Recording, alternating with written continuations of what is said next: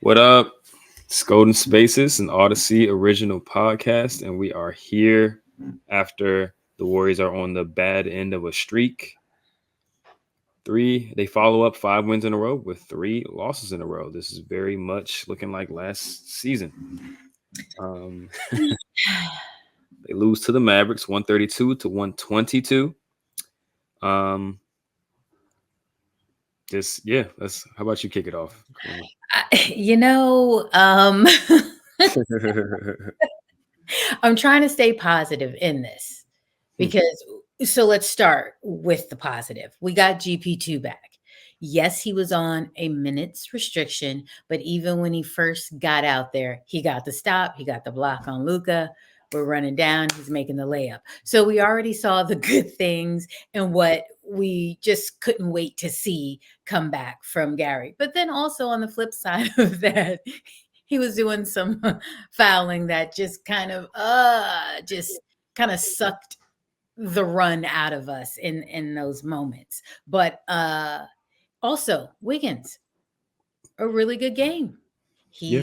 He's keeping up with it, so that's great. And even though Curry started off just kind of not really in any type of rhythm, second half he started to find his shot. So that's also a positive that all right, he's starting to get it back. So that little slump he was in, he's slowly climbing out of. So Mhm.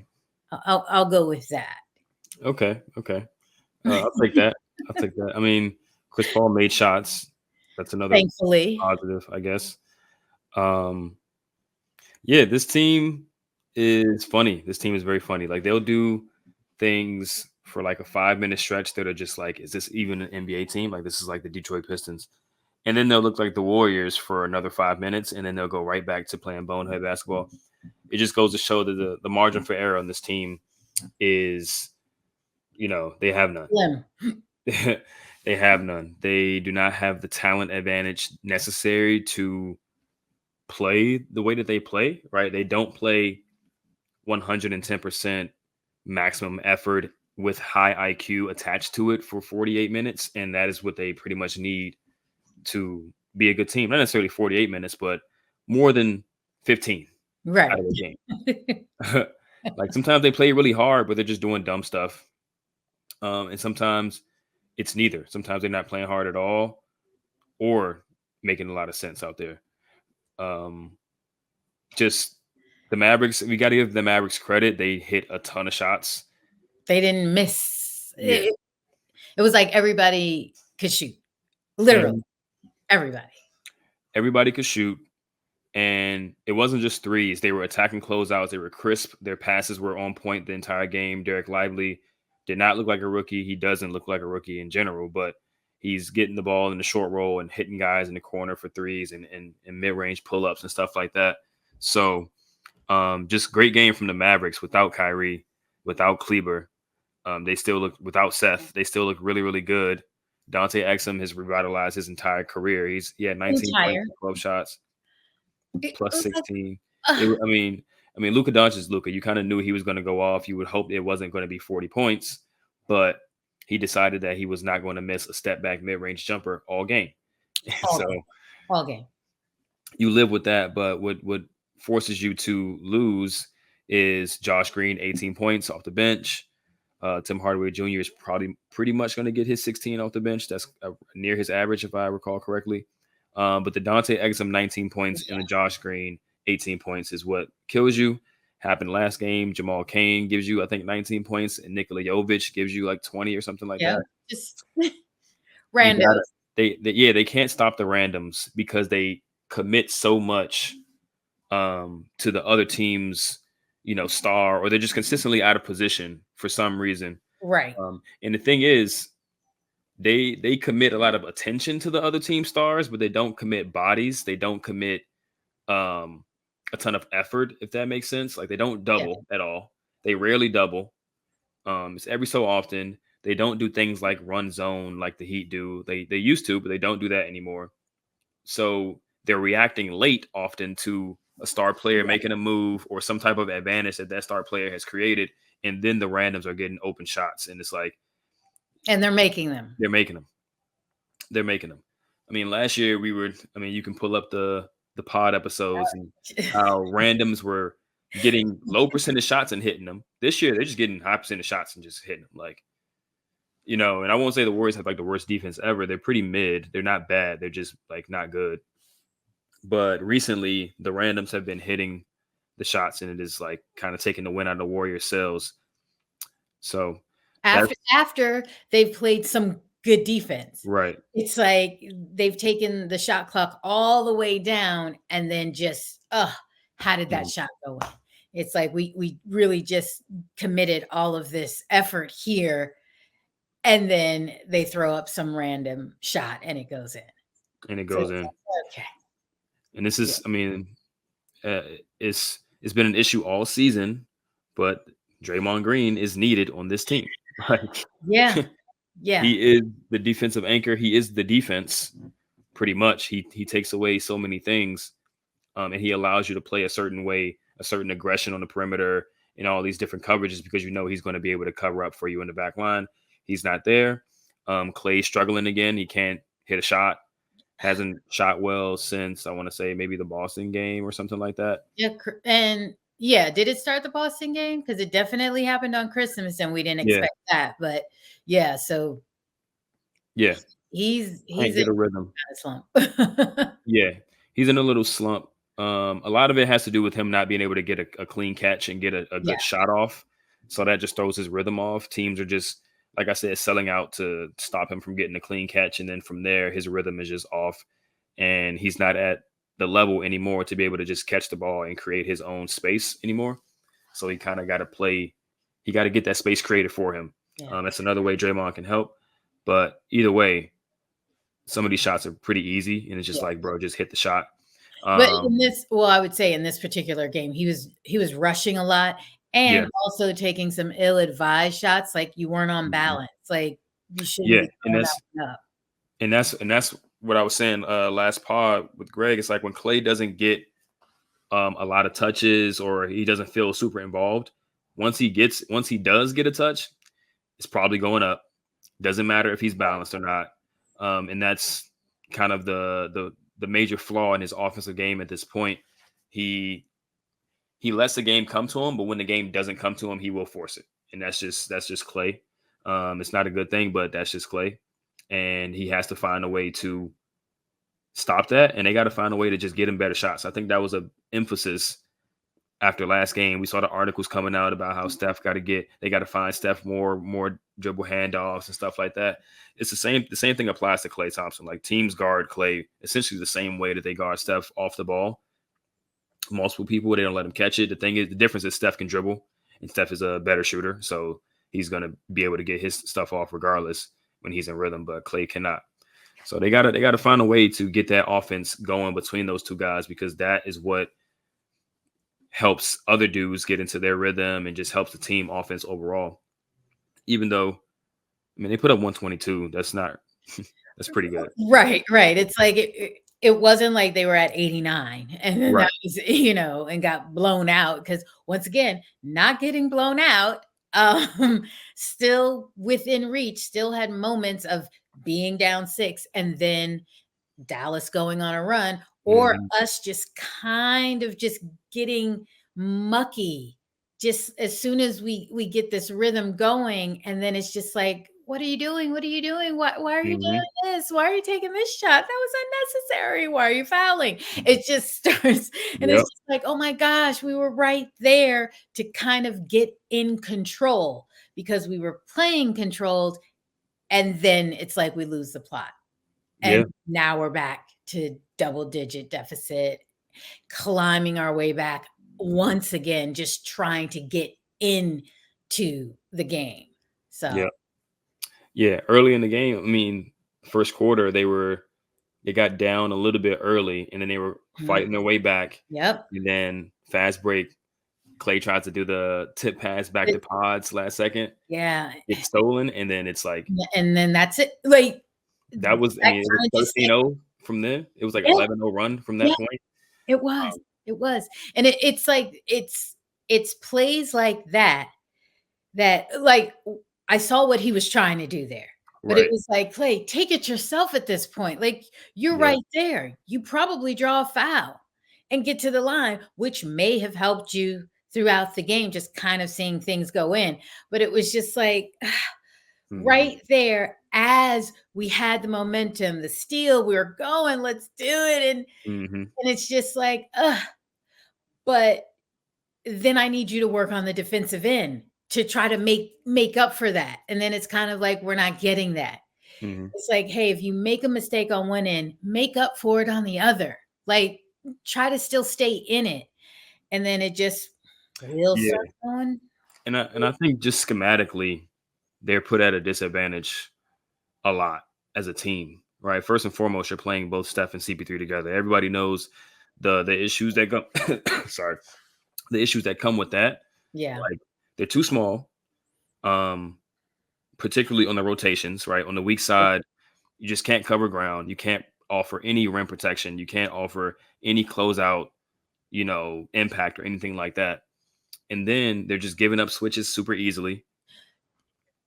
And it's That like when you had Steph, Clay in his prime, Dre in his prime, Andre in his prime, Harrison Barnes, even the other years with Kevin Durant and all this, when you had these guys who can all pretty much guard 1 through 4 or 1 through 5 in some capacity, you can switch everything. yeah. This team, you cannot switch everything. You cannot, and they were giving that up so easily. It was like Trace was Like, food against and Luka. It's like, don't give it up so easy. Like, no, try to like communicate to be like, yo, I'm coming, I'm coming, I'm coming, like to get yeah, this back. Like, and you saw kind of when Gary came in the game before mhm. he had those like 2 or 3 bad fouls in a row that got him pretty much sat for the rest of the Yeah. game. Um, he was picking Luca up full court, Yep. and they would screen, and he would switch, but it would be like a late switch. It would be like, I'm still here. I'm switching, but I'm Mhm. still here. Right. Right. And when I switch, I'm pushing Derek Lively underneath the basket. So you Exactly. cannot throw this above, like throw this lob pass to him or whatever. Guys like CP3, I mean, CP3 just can't make that play. He's not strong, athletic, or tall as Gary. Yeah, he's 5'11". Um, Like, what are we doing? exactly. And I mean, they just switch way too easily. They don't get creative with their defense at all. The 2022 team, the hallmark of their defense was the creativity and how many different types of defenses they threw out there. Obviously, You have Draymond makes Kariemah. that Right, possible exactly. And Looney wasn't a shell of himself. for sure. Even though Looney wasn't horrible in this game. No, he wasn't. No. So I'll give him that. He didn't start, but he wasn't horrible in this game. He still, came up with some good stuff for us. So I'm not like gonna piss on that. Hmm. So Yeah, he wasn't. He wasn't. But they just feel super stale mhm. from an energy standpoint. A lot of the times they feel stale. From an athleticism standpoint, some of the lineups that are put out there is just put at a disadvantage. Like you put only one, maybe two good athletes out there at a time, and then you expect this team to run. You expect this team to be able to defend. Doesn't make a lot of sense. You got all your athletes sitting on the bench at the same time. Um, just Steve, I don't know. I don't I'm actually curious as to why Moses didn't get any. I mean, pretty much. Pods pretty much took Moses's spot in the rotation and then some. So it's just like there's really no place for him in the rotation at this point. So this is But another Klay reason why they didn't really probably but Klay didn't really have it, like, going. I just kinda, "Hey, get a little flash in there of Moody with Wiggins and JK." yeah, yeah. Like, Sure. let's see let's look, it's kinda like, let's try some things because Klay is really not he just didn't have it really tonight, and it's just like, Hmm. hey, you inject Moody in there. Now you've got even a defender who's gonna, he's gonna be a bit more scrappy. He's gonna get on the ground. He's gonna be crashing the boards. He's gonna get in those passing lanes. So, Hmm. I mean, it would have been nice to kind of see him in there, kind of just like, hey, let's see what he has tonight. For sure. For sure. I mean, even still, it's like I don't know how many minutes that looks like. What does that look like Yeah. for him? I mean, Clay played what 26 minutes. he pretty much plays most of the first quarter and most of the third quarter. So that's about, 20 minutes there.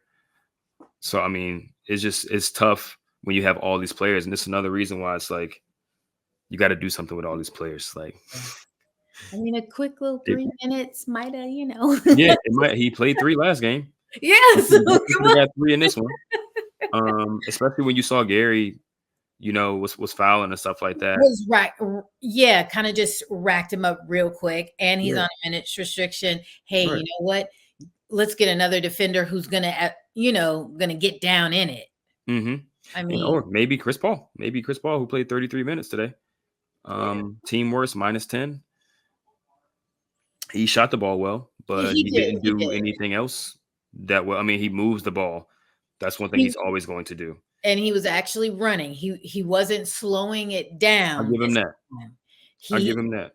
he was running with them and was getting folks in position and everything Hmm. and still not compromising what they were trying to get on offense. So, I mean, I'll give it to Chris. He did have a pretty good game. I Pretty mean, good offensive just game. offensive game. Yes, exactly. But we needed that because, Yeah, we needed it. for sure, for sure. I mean, yeah, I would still look at capping Chris Paul at 20 minutes a Yes. game. No, I totally Uh, agree. it's just, even the offensive value he gives you is obviously not enough to put you over the top and overcome the defensive stuff. Like they scored 122. Obviously, he was a big part of that 122, Yeah. but they gave up 132, and he was a big part of giving up that 132. um, so yeah, that's how I see it. But this whole Moses Moody conversation brings us into another very interesting conversation that everybody's having right now, and it is trade season. Mm. It's trade season.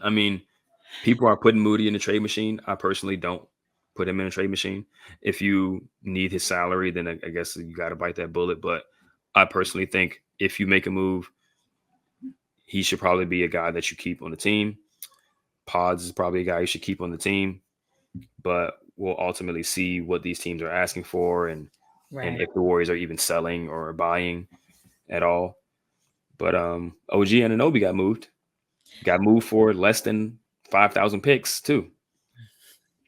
Well, it's clear with all the reporting out that he wanted to go to the Knicks anyway. So it's kind of like same agency, I do believe. So Yeah. you can kind of like, all right, we don't need to ask for too much to get him to where he actually really wants to be. So they moved him there. But again, OG, like I said, he doesn't stay healthy all the time. So it's like, Yeah. I'm not really looking to have him on our squad like that, but Yeah, I was never really super on an OG thing other than last year. I think he could have helped because they didn't have any front court depth at all. But this right. year they have a ton. As far as players that aren't as good as him, but are close enough that you really should just go for a different type of player. But once he was moved, it raised eyebrows to Pascal Siakam, obviously. Right. And I've been pretty consistent. I think they should go after a player like that. I think they should make a trade. They have too many players, not enough rotation spots, and they have too many players who aren't quite good enough to, increase their margin for error. They aren't the type of team that can overwhelm you with talent. They just have a bunch of good players Good players, yeah. and not a ton of elite players. Steph is the only elite player, Exactly. right? That's it. And on their best day, Draymond, Klay, even Chris Paul on his best day are great players, but they aren't elite anymore. And you can't expect them to be great players all the time, given age, given Draymond's inability to stay on the basketball court and all this other stuff. So you need to help them out. Not necessarily Chris Paul, but I think you need to help, in particular, Dre and Claymon. Yeah. Dre and Claymon. Dre and Clay. Them together, Claymon. I guess that's a nice nickname for them Yeah. together. But yeah, Steph obviously would be he would be benefited as well, hugely. We watch him get double and triple teamed and have to dribble through 5 guys just to score all game, and that will help. But I think in particular, getting Klay easier looks so he can just take easy shots all game and not force any bad ones. And Dre, give him another target. Potentially, if you get a guy like Siakam, he can help him on the defensive end to anchor an elite defense as well. So that's just my opinion on it. We already went in depth on it like a few episodes back, but I mean, I guess it's something to monitor because I mean, I think this officially kicks off trade season, right? Well, yeah, but they still have till February, I do For believe. sure. Like, that's it. Like, Hmm. here we are. So we'll see. We'll see. I mean, like you said, Moody should be kept, and again, I'm sure teams are going to be asking for Kuminga. Like, that's who they see the athleticism, so they'll totally be calling about him. And then it's going to be, plus we're going to need, depending on who's on the other end that we'd like to bring in. So, yeah, I mean, this part of the schedule right here can kind of force their hand into some tough decisions because because if we can beat these teams at home, like yo, these are decent teams. Like Miami's decent, Dallas is decent, but no one is expecting them to be anything substantial. right? And you just got handled 2 games in a row by these teams at home. Both teams are missing one of their 2 best players. Yeah, right? If Orlando comes in there and spanks y'all, and man. then Denver comes in there and spanks y'all, and y'all on a 5-game losing streak again, and y'all 4 games under 500 again. I don't know. That actually might speed up the phone calls. Exactly. Like it actually might. So Exactly. Now I do think they're going to wait until Draymond is back, which is probably going to be second week of January, something like that. And just so you could get a good look. At least you want to give the opportunity to say, hey, give us the opportunity to show that we are X team. So yeah, and I have been saying I think they are a better team than this. Obviously, if you insert Draymond, he makes a world of a difference. But I think when this team is clicking and whole, they're a very good team. I mean, at least in the regular season terms. But you could shore that up. You can, make it a sure thing if you make a trade. And then I'm just tired of seeing guys who are good and able to play just sit on the bench. It's like, I mean, we've been watching Moses Moody get the short end of the stick for 3 years now. yeah. I think he's been ready to play out the gate. I mean, he wasn't going to be like some amazing rookie, but I think he was able to play. And now this is year 3, and he's just sitting on the bench, and he's one of the better, I think, young wings in the league. Yeah. It's kind of upsetting to see. So I'm trying to figure out, why is it always Moody that's going to be the one that's the DMP? I'm just, why is it just seems like it's always just him. Like no one else, just him. Yeah. I mean, I think you look at their wing core, right? Like you got Klay and Wiggins, Right. Are the champion guys, and Klay is Klay. Like he has the legacy going for him and stuff like that. So he's going to play. Wiggins and Kuminga are both your big wing athletes, right? So they're going to play. So it ultimately comes down to Moody, Gary, and Pods, for those minutes. Gary's been hurt, and I think obviously early in the season Gary was getting the bulk of those minutes, and Moody was too. And then Pods kind of pushed himself into it. So Pods pretty much pushed Moody out of the rotation. And no matter how guys are playing, it's just not enough minutes to go around. It's only 96 minutes on the wing per game. And they're splitting it between like 7 dudes, 6 dudes. All right. Well, when you put it that way, but I still feel like he's good enough to play. It's like you can get him in somewhere. Well, that is my point. The way to do it. I mean, he's got to get in there somewhere. Yeah, I think the easiest way to do it is push Pods more to a guard and limit CP3's minutes. That's just the lowest hanging fruit right there. Like CP3, 33 minutes. It could work. It could work. It could work, but Steve is not willing to do that. I mean, Mm. that's just all what it comes down to, right? Like Pods has stepped up into a player. He's not just a Yeah. wing. He's not just an off-ball guy. Like Yeah. I think you can play Pods as a lead guard in some lineups and it'll work. It doesn't have to be a ton of minutes, and it doesn't have to be a ton of minutes in a row. But CP3 33 minutes, Moody 0 minutes. That just doesn't make a ton. Like Yeah. just 13 of those minutes to Moody, and I think it ultimately is fine. And you have a much higher defensive ceiling. You have more Mhm. athleticism on the court at all times. You have more reliable And shooting on the offense. court. Exactly. It's Yeah, really CP3 had a good shooting game good. today, but Moody's a better shooter than him at this point. Yeah. And Moody's not afraid to shoot. Right. I mean, he's not a perfect player, but he's a type But of player that they need to have on the court more. and he's gonna hustle. Exactly. He's that type of guy, like hustle, defense, length, athleticism, especially in transition. Like a few of Yep. those plays where Klay's in the front of the pack in transition, and he's like, I can try to make this layup, but I'm probably gonna get blocked. I'm probably not gonna jump very high. So let me pass it or let me do some, weird whatever. Moody's just dunking it, or Moody's just going up and laying it up. Yeah, he's gonna try whatever. Yeah. So you just get more options in Yeah. transition with Moody on the court, whereas CP3 is essentially never an option to score in transition ever. That's why he just never likes to run transition. But yeah, some free Moses Moody. It's Yeah. crazy. We got to keep saying this. Yeah, I gotta get a t-shirt made. Yeah, right. But I mean, Steph started out slow, like you said, Mhm. got into a rhythm in the second half, but ultimately it was not enough. He's been on a little mini slump. I mean, we already know what Steph is like in December. Historically in his career, he's not a great December player.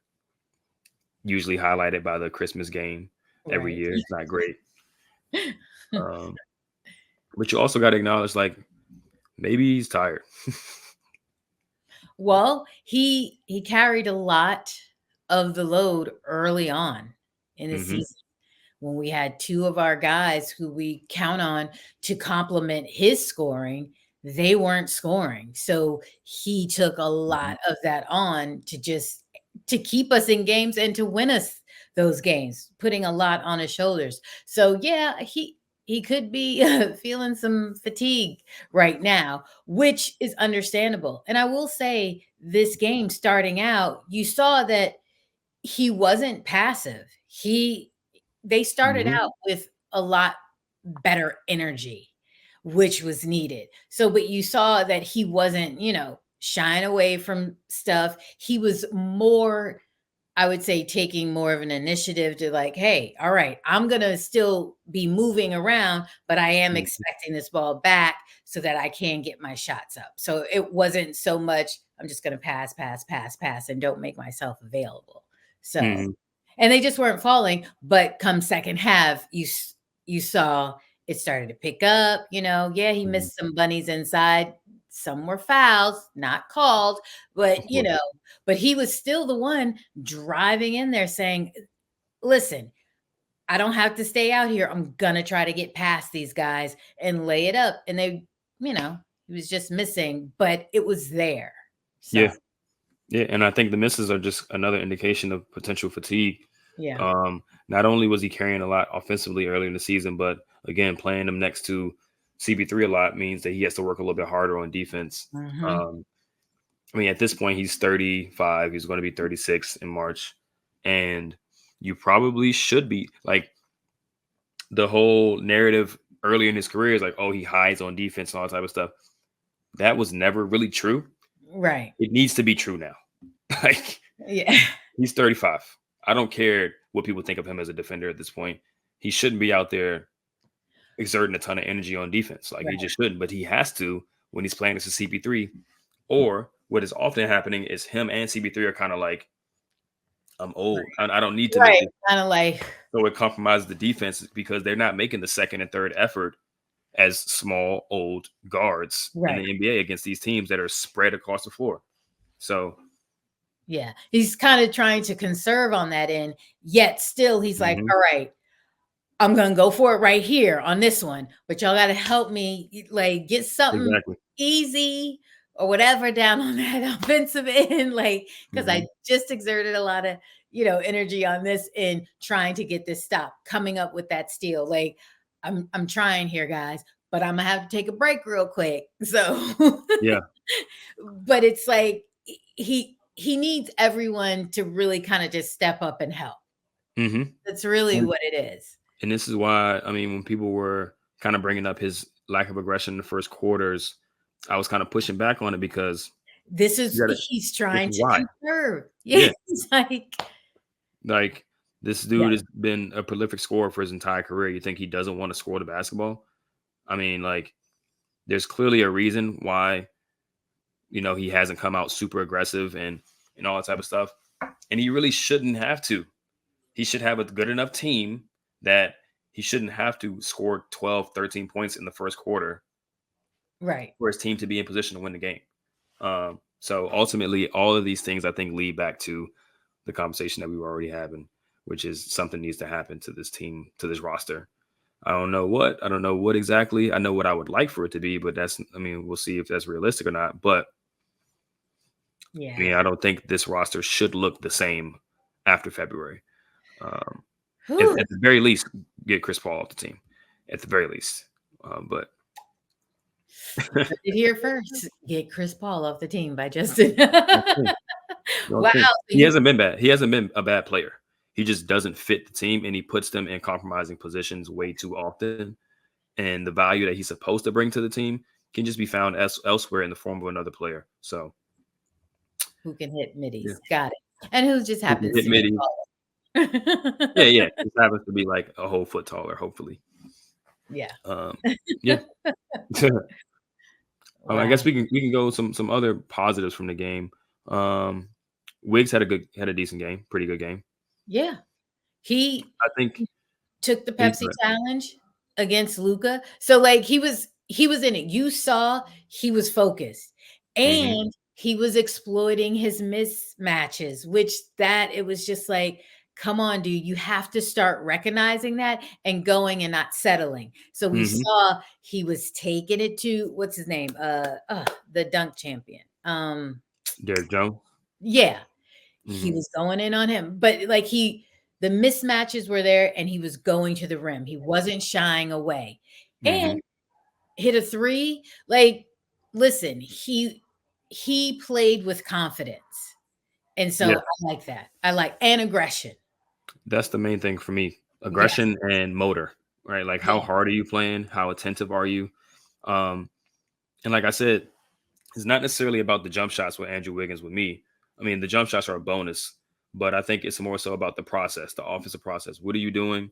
Like, Hmm. what type of shots are you taking? Are you taking those contested mid ranges, or are you attacking the closeout and then going into a post up and Right. then trying to shoot over the top? Because I mean, since he's been on the Warriors, I've been saying post him up, post him up, post him up. Right? He's good in the post. Yeah. Like he has a nice little two dribble into your chest. I'm gonna turn around, jump over you, and just throw it in a little nice and soft.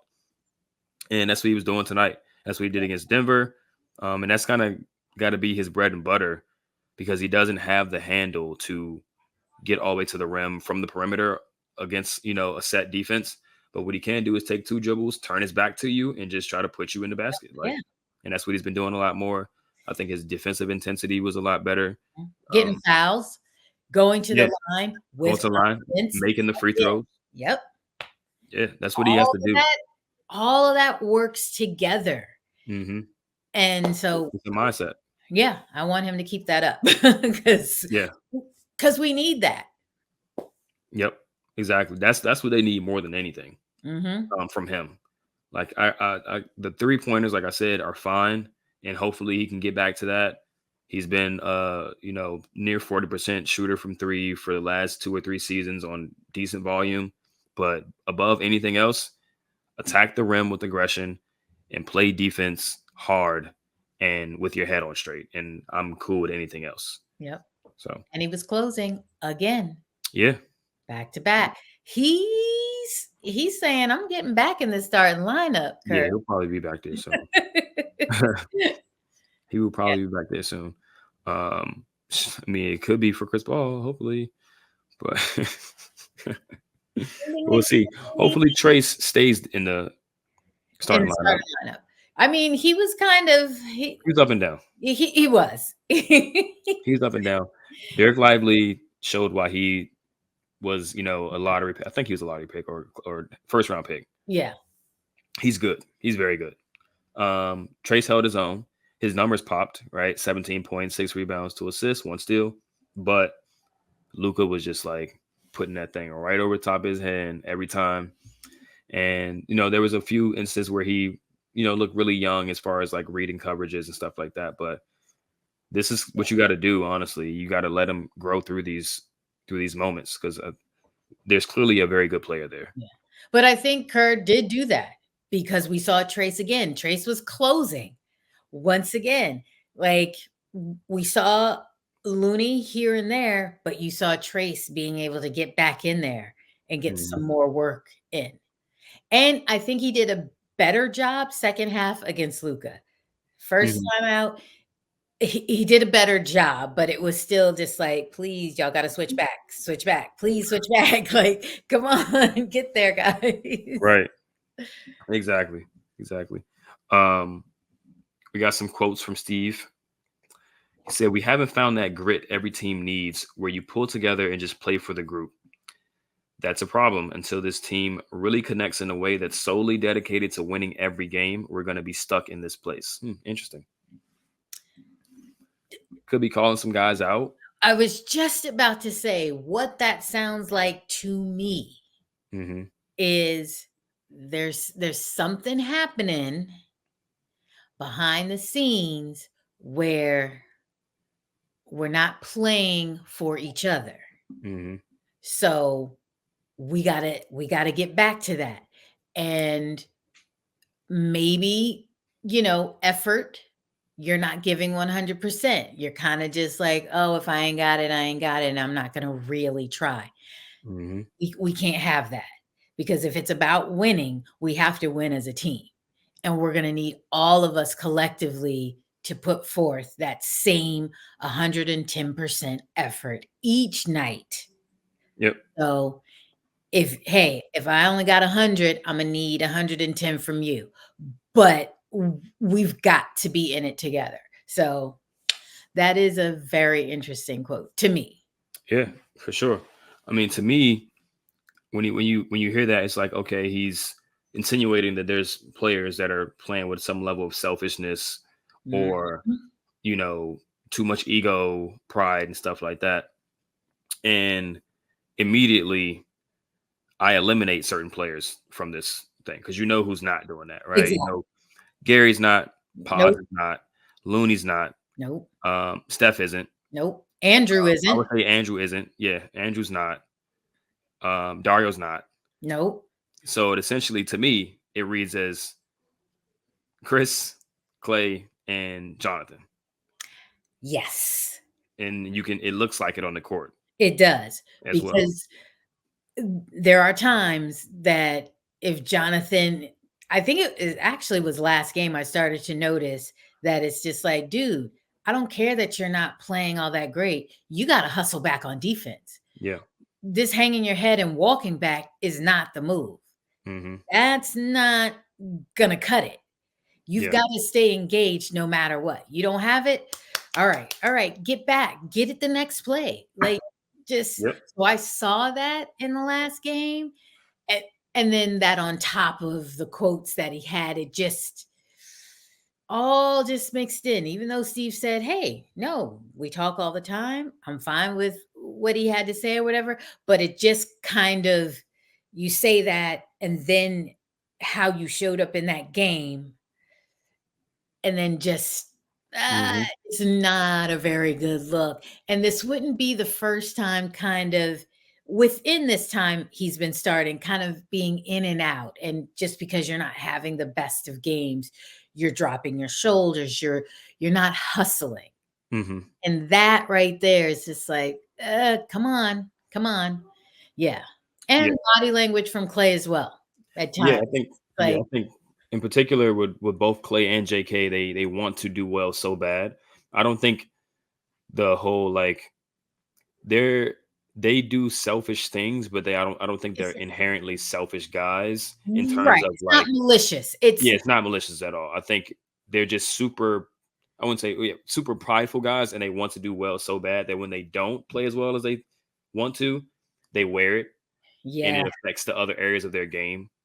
Um, and that just can't hurts happen. It the has team. to be a next. Yeah, it hurts the team in the process. Like you said, J.K. will hang his head, not get back after he misses a shot or doesn't get a call.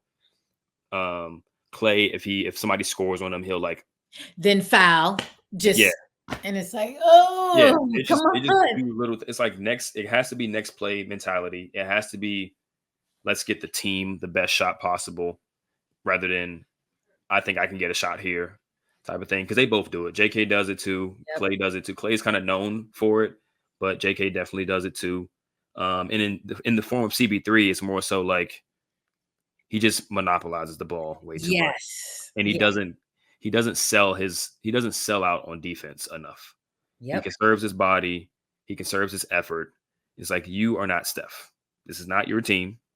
You are not the guy who gets to rest on defense, bro. You Yeah. have to go out there and guard and do all of these, make these extra efforts 1, 2, 3 times in a row because you want your team to get the ball. And these are the things that are hurting the team. I don't think these are the fundamental issues with the team, but these things are hurting the team. Right. So I will say that. Got anything else? No, well, we were going with the positives. I Mhm. think Pods was a still doing what Pods does. He brings the energy. He's going to attack. He's going to hit some shots. That step back over Luca, like that was when he shot that. I was like, "Are you serious?" Right. It's like, oh, you took that, and then he hit it. It's like, oh, I yeah, was like, "Well, okay then. yeah, Run on back down on defense. Good job." yeah. But He's making currently timely really good. buckets, and the extra effort just getting in there. So, I Mhm. mean, He's one of the few, and by few I mean probably him and Steph, players on this team who can legitimately do everything on the court. Like he's not necessarily dominant at anything. Like Steph is dominant at scoring and doing all these things offensively. But Paz can dribble.